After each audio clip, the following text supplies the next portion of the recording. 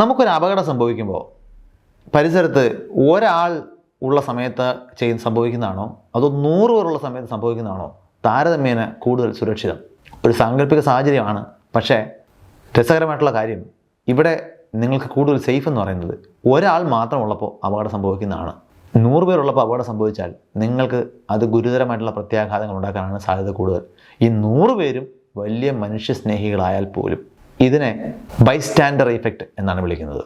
നമ്മൾ സംസാരിക്കാൻ പോകുന്നത് സോഷ്യൽ സൈക്കോളജി എന്ന് പറയുന്ന വിഷയത്തെക്കുറിച്ചാണ്. നമ്മുടെ ചിന്തകളും നമ്മുടെ വികാരങ്ങളും നമ്മുടെ പെരുമാറ്റവും ഒക്കെ നമുക്ക് ചുറ്റുമുള്ള ആളുകൾ ആരൊക്കെയാണ്, എത്ര പേരുണ്ട്, ഏതു തരം സാഹചര്യമാണ് എന്നതിനൊക്കെ അനുസരിച്ച് മാറും. അല്ലാതെ നമ്മൾ പലരും കരുതുന്നത് പോലെ നമുക്ക് എപ്പോഴും സ്ഥിരമായിട്ട് നിൽക്കുന്ന ഒരു ട്രൂ സെൽഫ് ഇല്ല. നമ്മൾ എങ്ങനെ പെരുമാറുമെന്നും നമുക്ക് എന്തൊക്കെ അനുഭവങ്ങൾ ഉണ്ടാകുമെന്നും നമ്മൾ അതിനെയൊക്കെ എങ്ങനെയാണ് വൈകാരികമായി നേരിടുക എന്നതുമൊക്കെ മറ്റുള്ളവർ കൂടി ചേർന്നാണ് തീരുമാനിക്കുന്നത്. അതാണ് സോഷ്യൽ സൈക്കോളജിയുടെ പഠന വിഷയം.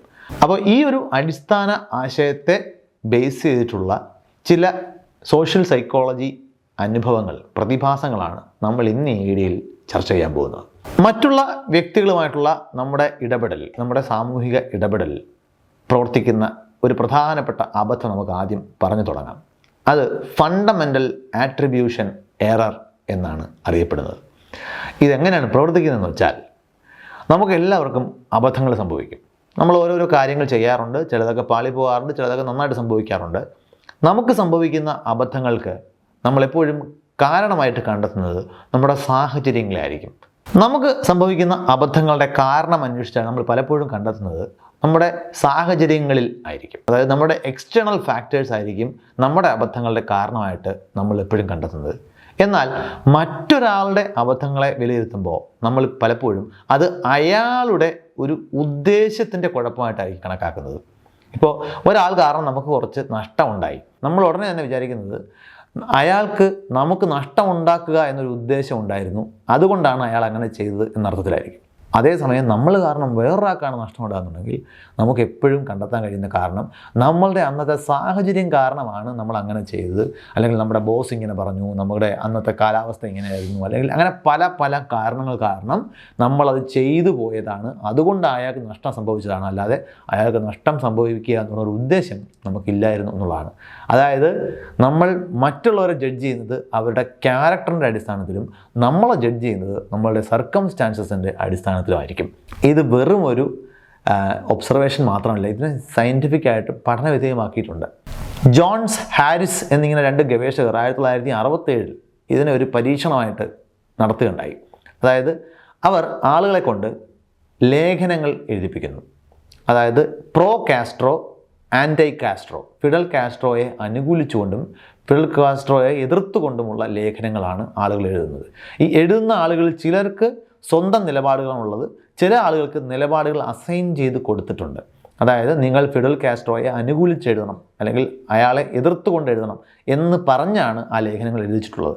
മറ്റു ചില ലേഖനങ്ങൾ സ്വതന്ത്രമായിട്ട് ലേഖകരുടെ തന്നെ അഭിപ്രായമാണ് എഴുതപ്പെട്ടിട്ടുള്ളത്. എന്നാൽ ഈ ലേഖനങ്ങളെ മറ്റുള്ളവരെ കൊണ്ട് വിലയിരുത്തുമ്പോൾ ഈ വിലയിരുത്തുന്ന ആളുകൾ ഉടനെ തന്നെ ഈ ലേഖനത്തിലെ ആശയങ്ങൾ ആ ആളിൻ്റെ തന്നെ പേഴ്സണൽ ആശയങ്ങളാണ് എന്ന് ഉറപ്പിച്ചിട്ടാണ് ജഡ്ജ്മെൻറ്റ് നടക്കുന്നത്. അവരോട് പറഞ്ഞു, അതായത് ഈ ലേഖനങ്ങളിൽ ആ ആളുകളോട് അവരുടെ നിലപാട് അസൈൻ ചെയ്ത് എഴുതിച്ചതാണ്, അവരുടെ സ്വന്തം നിലപാടുകൾ തന്നെ ആകണമെന്നില്ല, അവരോട് ഫിഡൽ കാസ്ട്രോയെ അനുകൂലിച്ചെഴുതണം എന്ന് പറഞ്ഞെഴുതിച്ചതാണ് എന്ന് പറഞ്ഞാൽ പോലും ഈ വായിക്കുന്ന ആളുകൾ ഡീഫോൾട്ടായിട്ട് അങ്ങ് അസ്യൂം ചെയ്യുന്നു ഈ എഴുതിയ ആൾ ഇപ്പോൾ ഫിഡൽ കാസ്ട്രോയെ അനുകൂലിക്കുന്ന ആളാണ്, അയാളുടെ രാഷ്ട്രീയം ഫിഡൽ കാസ്ട്രോയ്ക്ക് അനുകൂലമായിട്ടുള്ള രാഷ്ട്രീയ നിലപാടുള്ള ആളാണ് എന്ന് അവരങ്ങ് മനസ്സുകൊണ്ട് ഉറപ്പിച്ചു കളയും. ഇതാണ് ഫണ്ടമെൻ്റൽ ആട്രിബ്യൂഷൻ എറർ. മറ്റൊരാളുടെ പ്രവൃത്തികളെ അയാളുടെ ക്യാരക്ടറിൻ്റെ പ്രത്യേകതയായിട്ട് നമ്മൾ അസസ് ചെയ്യുന്നു. നമ്മളുടെ പ്രവൃത്തികളാകുമ്പോൾ ക്യാരക്ടറിൻ്റെ കുഴപ്പമില്ല, മറിച്ച് അന്നത്തെ സാഹചര്യങ്ങൾ അതായതുകൊണ്ടാണ് നമ്മളങ്ങനെ പെരുമാറിയത്. ഈ വ്യത്യാസം സോഷ്യൽ സൈക്കോളജിയിലെ വളരെ പ്രധാനപ്പെട്ട ഒരു പ്രതിഭാസമാണ്. ഇനി നമുക്ക് മറ്റൊരു പ്രതിഭാസം പരിചയപ്പെടാം. It is called cognitive dissonance. അതായത് നമ്മളുടെ ഉള്ളിലിരിക്കുന്ന ഒരു ധാരണയ്ക്ക് വിരുദ്ധമായിട്ടുള്ള മറ്റൊരു ധാരണ നമുക്ക് അംഗീകരിക്കാൻ സാധിക്കില്ല, അല്ലെങ്കിൽ നമ്മുടെ മുൻ ധാരണകളോട് യോജിക്കാത്തൊരു കാര്യം നമുക്ക് അംഗീകരിക്കേണ്ടി വന്നാൽ നമുക്ക് മാനസികമായിട്ട് ഒരു ഡിസ്കംഫർട്ട് ഉണ്ടാക്കും. നമ്മൾ എങ്ങനെയും അത് ഒഴിവാക്കാൻ നോക്കും. അതായത് നമുക്ക് നമ്മുടെ ധാരണകളോട് യോജിക്കാത്തൊരു ആശയം കൂടി അക്കോമഡേറ്റ് ചെയ്യേണ്ടി വന്നാൽ അപ്പോൾ നമുക്കുണ്ടാകുന്ന ഒരു ഡിസ്കംഫർട്ട്, ആ ബുദ്ധിമുട്ടിനെയാണ് നമ്മൾ കോഗ്നിറ്റീവ് ഡിസണൻസ് എന്ന് വിളിക്കുന്നത്. അപ്പോൾ നമ്മൾ പലപ്പോഴും ഇതിനെ നേരിടാൻ വേണ്ടി ചെയ്യുന്നത് നമ്മൾ നമ്മുടെ ധാരണകൾക്കനുസരിച്ചിട്ടുള്ള കാര്യങ്ങൾ മാത്രം തിരഞ്ഞെടുക്കാൻ ശ്രമിക്കും. മറ്റുള്ളവയെ നമ്മൾ മറ്റെന്തെങ്കിലും ന്യായങ്ങൾ കൊണ്ട് ഒഴിവാക്കാൻ ശ്രമിക്കും. ഇതിനെയും പഠനവിധേയമാക്കിയിട്ടുണ്ട്. ഫെസ്റ്റിംഗർ, കാൾ സ്മിത്ത് എന്നീ 2 ഗവേഷകർ നടത്തിയ ഒരു പഠനമുണ്ട്. അതായത് അവർ കുറേ ആളുകളെ കൊണ്ട് വളരെ ബോറിംഗ് ആയിട്ടുള്ള ഒരു ട്രിവിയൽ ജോലി കുറേ നേരം ചെയ്യിക്കും. ഇപ്പോൾ ഉദാഹരണത്തിന് നട്ട്സ് എടുത്ത് തിരിച്ച് വെക്കുക, ഒരു ബോക്സ് എടുത്ത് മാറ്റി വെക്കുക, ഇങ്ങനെയുള്ള വളരെ വളരെ ട്രിവിയൽ ആയിട്ടുള്ളൊരു ജോലി കുറേ നേരം ബോറിംഗ് ആയിട്ട് തോന്നുന്ന ഈ ജോലി അവരെ കൊണ്ട് ചെയ്യിക്കും.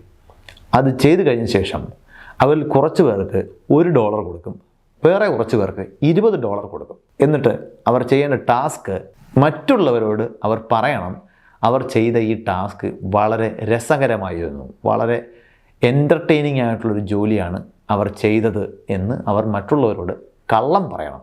കാരണം എല്ലാവർക്കും അറിയാം ഈ ജോലി വളരെ വിരസമായ ഒരു ജോലിയാണ് അവർ ചെയ്തിരിക്കുന്നത്. പക്ഷേ അവർ ഈ പ്രതിഫലം വാങ്ങിക്കൊണ്ട് മറ്റുള്ളവരോട് കള്ളം പറയണം ഈ ജോലി വളരെ രസകരമായിരുന്നുവെന്ന്. ഈ പഠനത്തിൽ കണ്ടത് ഈ $1 പ്രതിഫലം കിട്ടിയ ആളുകൾ മറ്റുള്ളവരോട് പറയുമ്പോൾ അവർക്ക് ആത്മാർത്ഥമായി ഒരു തോന്നലുണ്ട് ഈ ജോലി രസകരമായിരുന്നുവെന്ന്. എന്നാൽ $20 പ്രതിഫലം കിട്ടിയ ആളുകളെ സംബന്ധിച്ചിടത്തോളം അവർക്ക് ഈ ജോലി രസകരമായിരുന്നു എന്ന് കള്ളം പറയുന്നതാണെന്ന് അറിയാം. അവർക്ക് ആ കള്ളം പറയുന്നതിൽ ബുദ്ധിമുട്ടൊന്നും തന്നെ ഇല്ല. എന്താണ് ഈ പഠനത്തിൻ്റെ അർത്ഥം? അല്ലെങ്കിൽ ഈ പഠനഫലം എന്താണ് നമ്മൾ പറയുന്നത്? ഈ $1 കിട്ടിയ ആളുകളെ സംബന്ധിച്ചിടത്തോളം ഇത് വളരെ ചെറിയൊരു റിവാർഡാണ്. അപ്പോൾ അവർ അവിടെ വളരെ വിരസമായ ഒരു ജോലിയാണ് ചെയ്തത് എന്നൊരു ധാരണ, ബിലീഫ് അവർക്കുണ്ട്, അതവർക്കറിയാം. പക്ഷേ അതുകൊണ്ട് തന്നെ രസകരമായിരുന്നു എന്ന് പറയുന്നത് കള്ളം പറയുന്നതാണ് എന്നവർക്കറിയാം. മനുഷ്യർ പൊതുവെ ആ കള്ളം പറച്ചിലിനെ ഒരു നല്ല കാര്യമായിട്ടല്ലല്ലോ കണക്കാക്കുന്നത്. അപ്പോൾ അവർ ചെയ്യുന്നതിൽ അവർക്കൊരു മോശമാണ് എന്നൊരു ധാരണയുണ്ട്. എന്നാൽ അതിനവർക്ക് കിട്ടുന്ന റിവാർഡ് $1 അപ്പോൾ ഈ $1 വേണ്ടി വിരസമായൊരു ജോലി രസകരമായിരുന്നുവെന്ന് കള്ളം പറയേണ്ടി വരുന്നത് കോഗ്നിറ്റീവ് ഡിസോണൻസ് ഉണ്ടാക്കും. അതിനെ ഡീൽ ചെയ്യാൻ വേണ്ടി അവരുടെ മസ്തിഷ്കം കണ്ടെത്തിയ ഒരു മാർഗമാണ് ഈ ജോലി രസകരമായിരുന്നു എന്നങ്ങോട്ട് വിശ്വസിക്കുന്നത്. അപ്പോൾ ആ കോഗ്നിറ്റീവ് ഡിസോണൻസ് കുറഞ്ഞിരിക്കും. എന്നാൽ $20 പ്രതിഫലം കിട്ടിയ ആളുകളെ സംബന്ധിച്ചിടത്തോളം അവർക്ക് ഈ കള്ളം പറയുന്നതിന് വർത്തായിട്ടുള്ളൊരു റിവാർഡ് കിട്ടുന്നുണ്ട്. അപ്പോൾ അവർക്ക് ഈ കോഗ്നിറ്റീവ് ഡിസോണൻസ് ഉണ്ടാകുന്നില്ല. ഞാൻ കള്ളമാണ് പറയുന്നത്, പക്ഷേ എനിക്ക് $20 കിട്ടുന്നുണ്ടല്ലോ എന്നുള്ള ധാരണയാണ് അവർക്ക് ആ കംഫർട്ട് കൊടുക്കുന്നത്. പക്ഷേ $1 വേണ്ടി കള്ളം പറയേണ്ടി വരുന്നല്ലോ എന്നുള്ള ഡിസ്കംഫർട്ട് ഒഴിവാക്കാനാണ് അവർ അവരുടെ തന്നെ ധാരണകളെ തിരുത്തുന്നത്. ഇത് നമ്മുടെ ഡെയിലി ലൈഫിൽ നമ്മൾ നോക്കിക്കഴിഞ്ഞാൽ നമുക്ക് സ്ഥിരം കാണാം. നമ്മൾ വളരെ ആരാധനയോടുകൂടി കാണുന്ന ഒരാൾ ഒരു ലീഡർഷിപ്പ് സ്ഥാനത്തേക്ക് വരുന്നു. നമുക്ക് വളരെയധികം വിശ്വാസമുള്ളൊരു പാർട്ടി ഭരണ നേതൃത്വത്തിലേക്ക് വരുന്നു. അവർ ചെയ്യുന്നതെല്ലാം മോശം തീരുമാനങ്ങളാണ് എന്ന് നമുക്ക് കാണാമെങ്കിലും നമ്മൾ വളരെ പ്രതീക്ഷയോടുകൂടി നമ്മൾ ആരാധനയോടുകൂടി കാണുന്ന ഒരാൾ അബദ്ധം ചെയ്തു എന്ന് അംഗീകരിക്കേണ്ടി വരുന്നത് നമുക്ക് കോഗ്നിറ്റീവ് ഡിസോണൻസ് ഉണ്ടാക്കും. അപ്പോൾ നമ്മൾ എന്തെങ്കിലുമൊക്കെ ന്യായങ്ങൾ കണ്ടെത്തി ആ തീരുമാനങ്ങളും ആ നടപടികളും ആ അഭിപ്രായങ്ങളും ഒക്കെ നല്ല പത്തരമാറ്റ് ക്വാളിറ്റി ഉള്ളതാണ് എന്ന് നമ്മൾ അറിയാതെ അങ്ങ് വിശ്വസിച്ച് പോകും. പലപ്പോഴും നമ്മൾ കള്ളം പറയുന്നതായിക്കൊള്ളണമെന്നില്ല. നമ്മളുടെ വിശ്വാസം അങ്ങനെ ആക്കി നിർത്തേണ്ടത് നമ്മുടെ ആവശ്യമായതുകൊണ്ട് നമ്മൾ അങ്ങനെയൊക്കെ ആയിരിക്കും പെരുമാറുന്നത്. നമുക്ക് അത് തിരിച്ചറിയാൻ കഴിയില്ലെങ്കിലും മറ്റുള്ളവർക്ക് അത് തിരിച്ചറിയാൻ കഴിഞ്ഞേക്കും. അപ്പോൾ നമ്മുടെ സാമൂഹിക ജീവിതത്തിൽ കോഗ്നിറ്റീവ് ഡിസോണൻസിനെ കുറിച്ച് അറിഞ്ഞിരിക്കുന്നത് ഒരുപാട് രീതിയിൽ നമുക്ക് പ്രയോജനം ചെയ്യും. ഇനി നമുക്ക് സംസാരിക്കേണ്ടത് കൺഫോമിറ്റിയെക്കുറിച്ചാണ്. ഇതിനെ ആഷ് ഇഫക്റ്റ് എന്ന് വിളിക്കാറുണ്ട്. ആഷ് എന്ന് പറയുന്നത് ഇതിനെക്കുറിച്ചുള്ള വളരെ പ്രശസ്തമായിട്ടുള്ള ഒരു ശാസ്ത്രീയ പഠനം നടത്തിയ ഗവേഷകൻ്റെ പേരാണ്. അതിനെ ആഷ് ലയൺ എക്സ്പെരിമെൻറ്റ് എന്നാണ് വിളിക്കാറ്. ആ എക്സ്പെരിമെൻറ്റിനെ വിശദീകരിച്ചുകൊണ്ട് തന്നെ നമുക്ക് ആഷ് ഇഫക്റ്റ് അല്ലെങ്കിൽ കൺഫോമിറ്റി എന്താണെന്ന് പറയാം. ഇതും ഒരു പഠനമാണ്. ഇതിൽ ആത്മാർത്ഥമായിട്ട് ഇതിൽ പങ്കെടുക്കുന്ന സബ്ജക്റ്റുകൾ ഉണ്ട്. അവരോടൊപ്പം ഇതിൽ പങ്കെടുക്കുന്ന കോൺഫെഡറേറ്റ്സ്, അതായത് ഗവേഷകർ തന്നെ സെറ്റ് ചെയ്ത് വെച്ചേക്കുന്ന ആക്ടേഴ്സും ഉണ്ട്. ഈ ആഷ് ലൈൻ എക്സ്പെരിമെൻ്റ് എന്ന് പറയുന്നത് വ്യത്യസ്ത നീളങ്ങളുള്ള 3 ലൈനുകൾ, 3 വരകൾ ഈ പരീക്ഷണത്തിന് വിധേയമാകുന്ന ആളിനെ കാണിക്കും. എന്നിട്ട് ഇതിൽ നീളം കൂടിയ ലൈൻ ഏതാണ്, ഏറ്റവും നീളമുള്ള ലൈൻ ഏതാണ് എന്ന് അയാൾ ചൂണ്ടിക്കാണിക്കണം. ഇയാൾ മാത്രമല്ല, ഇതൊരു ഗ്രൂപ്പായിട്ടാണ് പരീക്ഷണം നടത്തുക. ഇയാൾക്ക് ചുറ്റും വേറെയും കുറേ ആൾക്കാരുണ്ടാവും. പക്ഷേ അവരെല്ലാം ആക്ടേഴ്സ് ആയിരിക്കും. ഇയാൾ കരുതുന്നത് ഇയാളെപ്പോലെ ഈ പരീക്ഷണത്തിൽ പങ്കെടുക്കുന്ന ആളുകളാണ് ചുറ്റുമുള്ളത് എന്നായിരിക്കും അദ്ദേഹത്തിൻ്റെ ധാരണ. ഈ പരീക്ഷണം നടക്കുമ്പോൾ ഈ 3 നീളമുള്ള വരകളിൽ ഏറ്റവും നീളമുള്ള വര ഏതാണ് എന്ന് കണ്ടുപിടിക്കാൻ പ്രത്യേകിച്ച് ഒരു കൺഫ്യൂഷൻ്റെ ആവശ്യമില്ല, കാരണം അത് വളരെ എവിഡൻ്റ് ആയിരിക്കും. എന്നാൽ ഈ പരീക്ഷണത്തിൽ പങ്കെടുക്കുന്ന നിഷ്കളങ്കനായ ആളൊഴികെ ബാക്കി ഭൂരിഭാഗം ആളുകളും അതിൽ ഒറ്റനോട്ടത്തിൽ തന്നെ തെറ്റാണെന്ന് അറിയാവുന്ന ഒരു ലൈനിലേക്കായിരിക്കും ചൂണ്ടിക്കാണിക്കുന്നത്. അതാണ് ഏറ്റവും നീളമുള്ള ലൈൻ. ABC ഈ ലൈനുകളിൽ ഏതാണ് എന്ന് ചോദിച്ചു കഴിഞ്ഞാൽ C ആണ് ഏറ്റവും നീളമുള്ളതെന്ന് കാണുമ്പോഴും ചിലപ്പോൾ അവർ പറയും B ആണെന്ന്. ഈ പരീക്ഷണം പലതവണ പല ആളുകളിൽ ആവർത്തിക്കുമ്പോൾ നമ്മൾ കണ്ട രസകരമായിട്ടൊരു കാര്യം, തെറ്റാണ് എന്ന് കാഴ്ചയിൽ ഒറ്റയടിക്ക് ബോധ്യപ്പെടാവുന്ന കാര്യമായിട്ട് പോലും ഈ പരീക്ഷണത്തിൽ പങ്കെടുക്കുന്ന ആളുകൾ ചുറ്റുമുള്ള ഭൂരിഭാഗം ആളുകൾ പറയുന്ന ലൈനിലേക്ക് അവരുടെ ഉത്തരം മാറ്റും. C ആണ് ഏറ്റവും നീളമുള്ള ലൈൻ എന്നറിയുമ്പോഴും അവർ ചിലപ്പോൾ B ആണെന്ന് പറയും. ഇതിനെയാണ് കൺഫോമിറ്റി എന്ന് പറയുന്നത്. നമുക്ക് തന്നെ ഒറ്റ നോട്ടത്തിൽ നമ്മുടെ അനുഭവങ്ങൾ കൊണ്ട് വളരെ എവിഡൻ്റ് ആയിട്ടുള്ള കാര്യങ്ങൾ പോലും കൂട്ടത്തിൽ ചേരേണ്ടി വരിക എന്ന് പറയുന്ന, അല്ലെങ്കിൽ കൂട്ടത്തിൽ ചേരുക എന്ന് പറയുന്ന ആവശ്യം വളരെ ശക്തമായതുകൊണ്ട് നമ്മൾ മാറ്റി പറയും. ഇത് നമ്മുടെ ജീവിതത്തിലും സംഭവിക്കും. ഇപ്പോൾ പേഴ്സണലി എൻ്റെ കാര്യം പറഞ്ഞാൽ, ചിലപ്പോൾ നഗരത്തിലെ ചില ഭാഗങ്ങളിൽ, പ്രത്യേകിച്ച് ട്രാഫിക് സർവൈലൻസ് ക്യാമറയൊന്നും ഇല്ലാത്ത ചില ജംഗ്ഷനുകളിൽ റെഡ് സിഗ്നൽ ആൾക്കാർ നോക്കില്ല. അപ്പോൾ നമ്മളൊരു 2 വീലറൊക്കെ ആയിട്ട് ചിലപ്പം അവിടെ റെഡ് സിഗ്നലിൽ നിർത്തിയിട്ട് നിൽക്കുമ്പോൾ ബാക്കി സകല മനുഷ്യരും ഈ റെഡ് സിഗ്നൽ അവിടെ ഉണ്ട് എന്ന് പോലും ശ്രദ്ധിക്കാത്ത രീതിയിൽ കടന്നു പോകും. ആദ്യമൊക്കെ നമുക്ക് തോന്നും നമ്മളെന്തോ വലിയ നിയമത്തോടുള്ള പ്രതിപത്തി കൊണ്ട് വളരെ ഡീസൻ്റായിട്ട് ഉത്തമ പൗരനായിട്ട് പെരുമാറുകയാണെന്ന് തോന്നും. കുറേ നേരം അവിടെ നിൽക്കുമ്പോൾ നമുക്ക് നമ്മുടെ ഉള്ളിൽ നിന്നും ഒരു സമ്മർദ്ദം അനുഭവപ്പെടാൻ തുടങ്ങും. കാരണം വേറെ ആരും ഇതിനെ ഗവനിക്കുന്നില്ല. ഇനി ഇവിടെ നിൽക്കുന്ന എനിക്കാണോ കുഴപ്പം? അത് ഒരു സ്ട്രെസ്ഫുൾ ആയിട്ടുള്ള എക്സ്പീരിയൻസ് ആണ്. ഇത് ഒരുപാട് പേർക്കുണ്ടാവും. നിങ്ങൾ പലർക്കും ഇത് അനുഭവം ഉണ്ടാവും. ട്രാഫിക് സിഗ്നലിൽ തന്നെ ആയിക്കൊള്ളണമെന്നില്ല.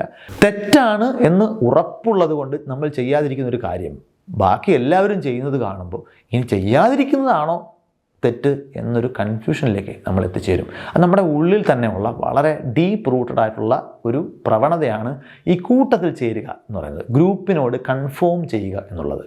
ഇതിന് പരിണാമപരമായിട്ട് പണ്ട് നമുക്ക് ഗുണങ്ങളുണ്ടായിരുന്നു. കാരണം നമ്മൾ ഗ്രൂപ്പായിട്ട്, കൂട്ടങ്ങളായിട്ട് മാത്രം അതിജീവനം സാധ്യമാക്കിയ ഒരു ജീവിവർഗമാണ്. അപ്പോൾ കൂട്ടത്തിൽ നിന്ന് മാറി നിൽക്കുക എന്ന് പറയുന്നത് പലപ്പോഴും നമുക്ക് മരണതുല്യമായിരുന്നു ഒരു കാലത്ത്. ഇന്നത്തെ കാലഘട്ടത്തിലെ സാഹചര്യങ്ങൾ അതിൽ നിന്നൊക്കെ വളരെ വ്യത്യസ്തമാണെങ്കിൽ പോലും നമ്മുടെ ഉള്ളിൽ ഈ കൺഫോമിറ്റി എന്ന് പറയുന്ന ആവശ്യം വളരെ ശക്തമാണ്. അതാണ് ആഷ് ഇഫക്റ്റ്. ഇനി സോഷ്യൽ കാറ്റഗറൈസേഷൻ.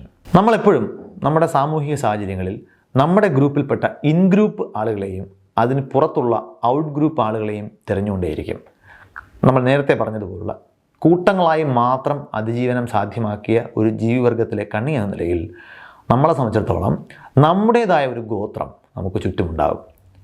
അതേസമയം നമ്മളോട് മത്സരിക്കുന്ന, വിഭവങ്ങൾക്ക് വേണ്ടി മത്സരിക്കുന്ന, നമ്മളെ കീഴ്പ്പെടുത്താൻ ശ്രമിക്കുന്ന, നമ്മളുടെ മുകളിൽ ആധിപത്യം നേടാൻ ശ്രമിക്കുന്ന മറ്റൊരു ഗ്രൂപ്പ് പുറത്തുണ്ടാകും.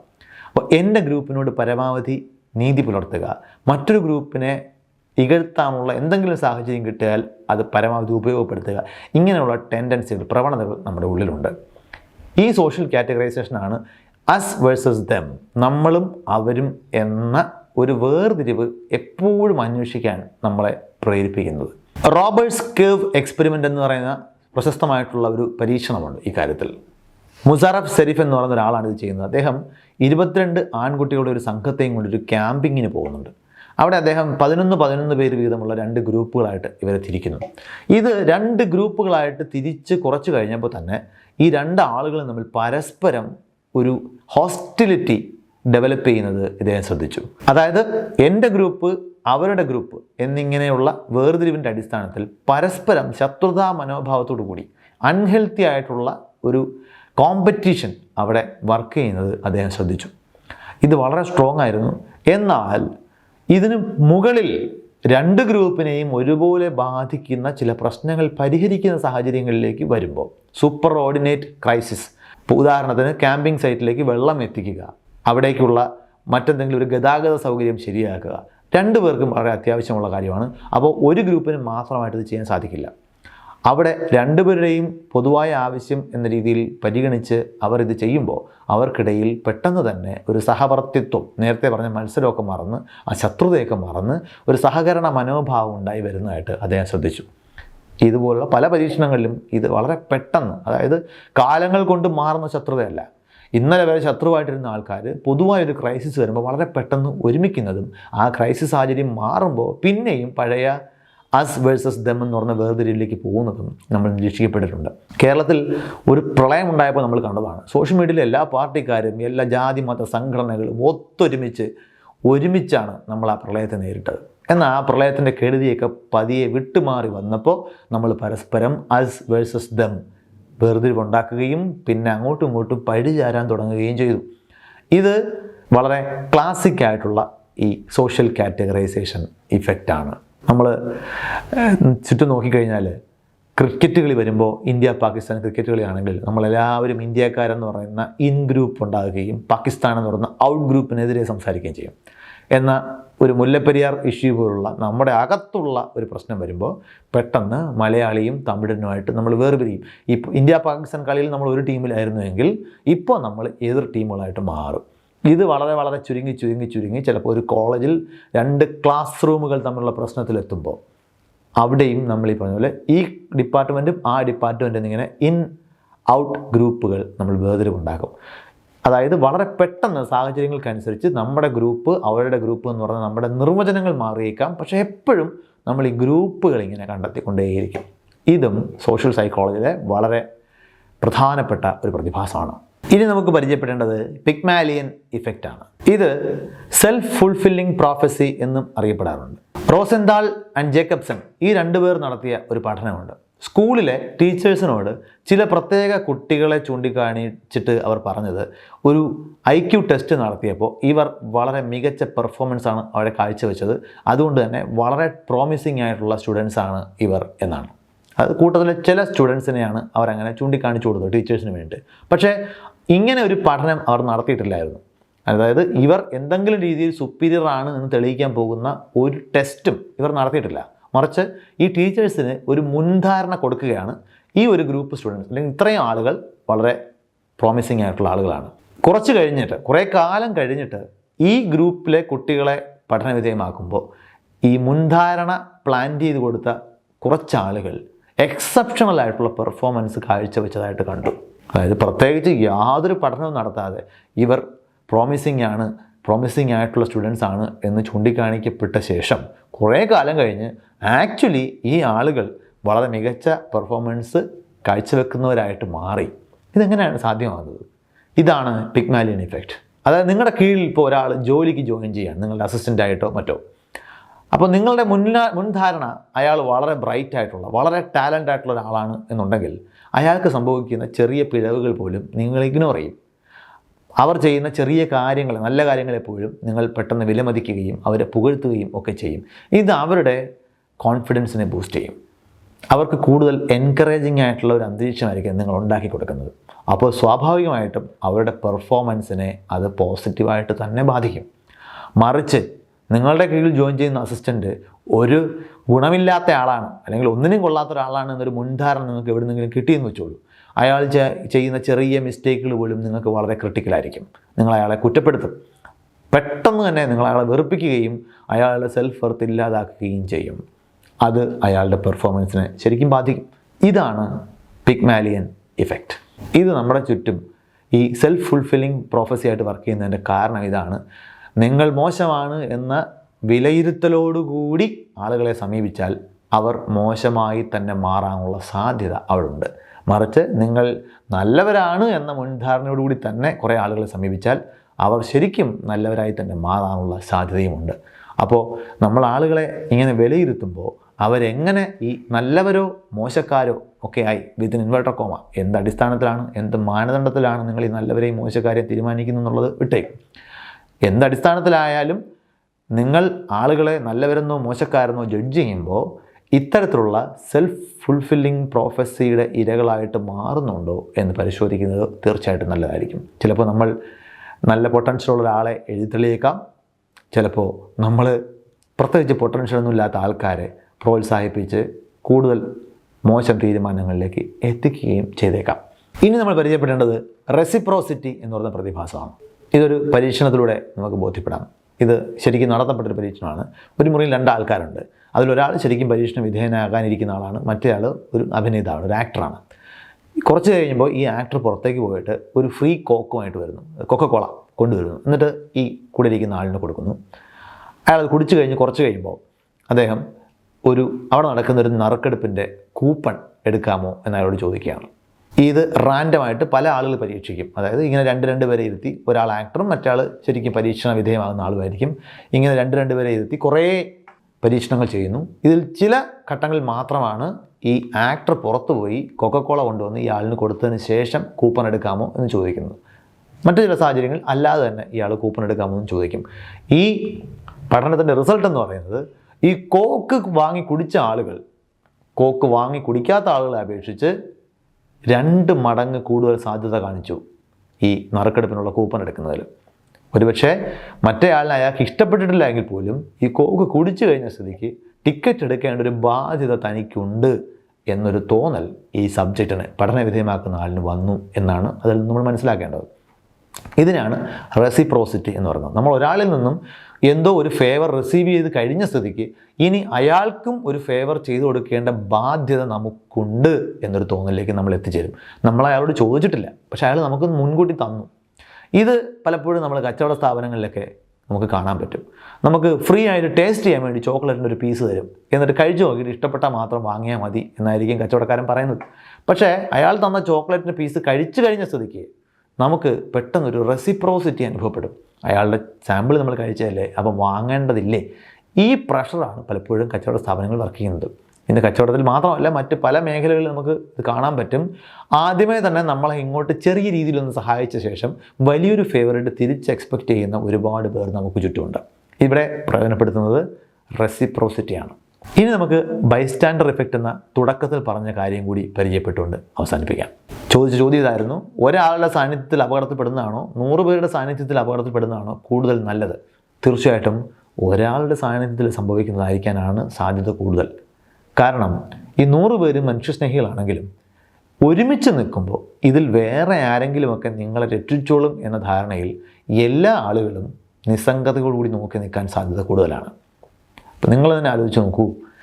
നിങ്ങൾ റോഡിലൂടെ നടന്നു വരുമ്പോൾ പെട്ടെന്ന് ഒരാൾ കുഴഞ്ഞു വീണ് കിടക്കുന്നതായിട്ട് കാണുന്നു. അവിടെ ഒരുപാട് പേര് ആ പരിസരത്തുണ്ട്. അവരെല്ലാവരും അങ്ങോട്ടും ഇങ്ങോട്ടും നടന്നു പോവുകയും ചിലർ അവിടെ വന്ന് റാൻഡമായിട്ട് നോക്കി നിൽക്കുകയൊക്കെ ചെയ്യുന്നുണ്ട്. മറ്റൊരു സാഹചര്യത്തിൽ നിങ്ങളൊരാൾ മയങ്ങി വീണ് കിടക്കുന്നതായിട്ട് കാണുന്നു, പക്ഷേ നിങ്ങൾ മാത്രമേ ഉള്ളൂ. ഇതിലേത് സാഹചര്യത്തിലാണ് നിങ്ങൾ പെട്ടെന്ന് ഇടപെടാൻ സാധ്യത? നിങ്ങൾ മാത്രമാണുള്ളതെങ്കിൽ നിങ്ങൾ പെട്ടെന്ന് ആ മനുഷ്യനെ സഹായിക്കാൻ സാധ്യത കൂടുതലാണ്. മറ്റേത് നിങ്ങൾ കരുതുന്നത് ഇത്രയും പേര് ഇവിടെ ഉണ്ടല്ലോ, ആരെങ്കിലുമൊക്കെ ആംബുലൻസ് വിളിക്കുകയോ മറ്റോ ചെയ്തിട്ടുണ്ടാവും, അല്ലെങ്കിൽ ഒരുപക്ഷെ ഇയാൾക്ക് പ്രത്യേകിച്ച് സഹായമൊന്നും ആവശ്യം ഉണ്ടായിരിക്കില്ല, കാരണം ആരെങ്കിലുമൊക്കെ നേരത്തെ പരീക്ഷിച്ച് നോക്കിക്കാണും എന്ന് നമ്മൾ വിചാരിക്കും. ചിലപ്പോൾ അയാൾ കുഴഞ്ഞു വീണതായിരിക്കില്ല, അയാൾ മദ്യപിച്ച് ബോധരഹിതനായിട്ട് കിടക്കുന്നതായിരിക്കും. അപ്പോൾ വേറെ ആരെങ്കിലുമൊക്കെ നേരത്തെ തന്നെ അത് പരീക്ഷിച്ച് ബോധ്യപ്പെട്ടിട്ടുണ്ടാവും, ഇയാൾ മദ്യപിച്ച് കിടക്കുന്നതായിരിക്കും, അതുകൊണ്ട് ആരും സഹായിക്കാത്തതായിരിക്കാം. ഇങ്ങനെയൊക്കെ ചിന്തിക്കാനുള്ള സാധ്യത അവിടെ ഉണ്ട്. ഫലത്തിൽ ആ ആളിന് സഹായം കിട്ടില്ല. നിങ്ങൾ മാത്രമേ ഉള്ളൂ എന്നുണ്ടെങ്കിൽ നിങ്ങൾ അയാളെ അടുത്ത് ചെല്ലാനും പരിശോധിക്കാനുള്ള സാധ്യതയുണ്ട്. This is called bystander effect. ഇതും പരീക്ഷണ വിധേയമാക്കിയിട്ടുണ്ട്. ഇപ്പോൾ ഒരു റൂമിൽ ഒരാൾ ഇരിക്കുമ്പോൾ ആ റൂമിലൂടെ ഒരു സൈഡിൽ കൂടെ പെട്ടെന്ന് പുക വരുന്നതായിട്ട് റിപ്പോർട്ട് ചെയ്യുന്നു. അയാൾ ഇമ്മീഡിയറ്റ്ലി മറ്റൊരു സ്ഥലത്ത് ഇവിടെ പുകയുണ്ട് എന്ന് ഫയർ ആൻഡ് സേഫ്റ്റിയിൽ വിളിച്ച് റിപ്പോർട്ട് ചെയ്യാനുള്ള സാധ്യതയുണ്ട്. നേരെ മറിച്ച് ഒരു 10 പേരിരിക്കുകയും അതിൽ 9 പേരും ഈ പുകയെ അവഗണിക്കുന്നതായിട്ട് കാണുകയും ചെയ്താൽ ഈ പരീക്ഷണ വിധേയമാക്കുന്ന ആൾ റിപ്പോർട്ട് ചെയ്യില്ല. കാരണം വേറെ ആരെങ്കിലുമൊക്കെ ചെയ്തിട്ടുണ്ടാകുമെന്നോ അല്ലെങ്കിൽ നിസ്സാരമാണെന്ന് കരുതി അവഗണിക്കാനോ ഒക്കെയുള്ള സാധ്യതയാണ് അവിടെ ഉണ്ടായിരുന്നത്. അപ്പോൾ ഇതിനാണ് നമ്മൾ ബൈസ്റ്റാൻഡർ ഇഫക്റ്റ് എന്ന് വിളിക്കുന്നത്. അപ്പോൾ നമ്മൾ ഇതുവരെ പറഞ്ഞു വന്നതെല്ലാം സോഷ്യൽ സൈക്കോളജിയിൽ വളരെ പ്രധാനപ്പെട്ടതായിട്ട് കണക്കാക്കപ്പെടുന്ന ചില പ്രതിഭാസങ്ങളാണ്. അപ്പോൾ ഇതിൻ്റെ ആകത്തുക എന്ന് പറയുന്നത് നമ്മളുടെ പെരുമാറ്റം അങ്ങനെ അബ്സല്യൂട്ടായിട്ട് എല്ലായിടത്തും ഒരുപോലെ അല്ല. ചിലപ്പോൾ നമുക്ക് തോന്നുന്നുണ്ടാവും വളരെ കൺസിസ്റ്റൻ്റ് ആയിട്ടുള്ള ഒരു ട്രൂ സെൽഫ് നമ്മളിങ്ങനെ കൊണ്ടു നടക്കുന്നുണ്ട് എന്ന്. അല്ല, നമ്മളുടെ വികാരങ്ങളെയും പെരുമാറ്റത്തെയും ചിന്താഗതിയെയും ഒക്കെ ചുറ്റുമുള്ള ആളുകൾ അതാരാണ്, എത്ര പേരുണ്ട് എന്നല്ല, ചിലപ്പോൾ ഉണ്ട് എന്ന് തോന്നിയാൽ പോലും മതിയാകും. അത് ഉറപ്പല്ലേ? വളരെ ശാന്ത സ്വഭാവിയായിട്ടുള്ള ഒരാൾ നമ്മൾ നോക്കുമ്പോൾ വളരെ സ്നേഹത്തോടുകൂടി പെരുമാറുന്ന, വളരെ ദയോടുകൂടി പെരുമാറുന്ന, ശാന്തപ്രകൃതമായിട്ടുള്ള ഒരാൾ ചിലപ്പോൾ ഒരു അത്യാവശ്യത്തിന് റോഡിലൂടെ വണ്ടി ഓടിച്ച് പോകുമ്പോൾ പെട്ടെന്ന് ഒരിടത്ത് എത്തേണ്ടതുണ്ട്. എന്നാൽ റോഡിൽ മറ്റു ചില ആളുകൾ ബ്ലോക്കിൽ പെടുത്തുന്നു, അല്ലെങ്കിൽ എന്തെങ്കിലും അവർ റാൻഡമായിട്ട് ട്രാഫിക് വയലേഷൻസ് കാണിച്ച് റോഡിൽ തടസ്സങ്ങൾ ഉണ്ടാകുന്നു. ഇങ്ങനെയുള്ള സാഹചര്യങ്ങൾ വരുമ്പോൾ ഈ ശാന്ത സ്വഭാവികമായിട്ടുള്ള ആൾ വളരെ വയലൻ്റായിട്ടൊക്കെ പ്രതികരിക്കുന്നത് നമ്മൾ കണ്ടിട്ടുണ്ടാകും. അപ്പോൾ ഇതിൽ ഏതാണ് ശരിക്കും അയാളുടെ ശരിക്കുള്ള സ്വഭാവം? അങ്ങനെയൊന്നുമില്ല. നിങ്ങളുടെ സാഹചര്യങ്ങൾ കൂടി ചേർന്നാണ് നിങ്ങളുടെ പെരുമാറ്റത്തെയും ചിന്താഗതിയെയും തീരുമാനിക്കുന്നത് എന്നാണ് സോഷ്യൽ സൈക്കോളജി നമ്മൾ പറയുന്നത്. മറ്റൊരു വിഷയമായിട്ട് നമുക്ക് പിന്നെയും കാണാം. ബൈ.